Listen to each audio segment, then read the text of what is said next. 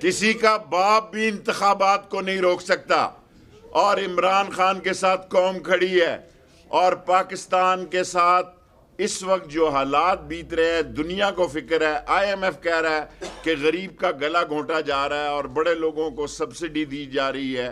یہ باتیں کسی کو بتانے کی ضرورت نہیں ہے کہ 13 پارٹیاں کہہ رہی ہیں ہم خرچ کم کرنے جا رہے ہیں۔ آج تک پتہ ہی نہیں کہ بلاول، میں نقشے میں دیکھتا ہوں یہ کس ملک میں گیا، مجھے وہ لتھونیا نظر ہی نہیں آتا، کمبوڈیا کہیں نظر ہی نہیں آتا۔ اس پاکستان کو اللہ کے بعد اب عدلیہ بچائے گی، کسی پہ ہمارا اب یقین اور اعتماد نہیں ہے۔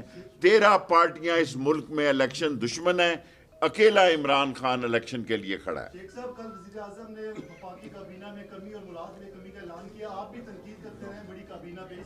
کوئی کمی نہیں، ڈرامہ بازی کی ہے۔ 85 آدمیوں کے پی ایس کدھر جائیں گے، اے ایس کدھر جائیں گے، پی ایس پی کدھر جائیں گے؟ 85 آدمیوں کے دفتر ہیں، 8 بجے کا ٹائم اور 7:30۔ یہ سب عمران خان کے خلاف عوام کی مقبولیت کو دیکھ کر یہ ٹوپی ڈرامہ کر رہے ہیں۔ کل کمیٹی چوک میں آپ دیکھیں گے کہ راول پنڈی کے لوگ عمران خان کے ساتھ اپنی کمٹمنٹ کا اظہار کریں گے۔